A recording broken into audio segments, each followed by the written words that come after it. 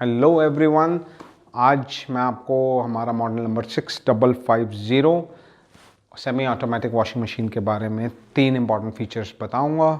So me Sumit Maini, director Westway electronics limited, today will tell you 3 important features for 6550 semi automatic washing machine. The first important feature is इसमें transparent lid है, मतलब ये कपड़े धुलते हुए आप देख सकते हैं। नंबर 2, ये 6.5 किलो के कपड़े धो सकती है। Number 3, that this washing machine has wheels in it, तो आप यहाँ से वहाँ ये मशीन ले जा सकते हैं। ये मशीन देखने में कैसी है आप देखिए। अगर आपको हमारा ये वीडियो थोड़ा सा भी अच्छा लगा तो हमारा YouTube channel Westway electronics limited पे सब्सक्राइब करिए।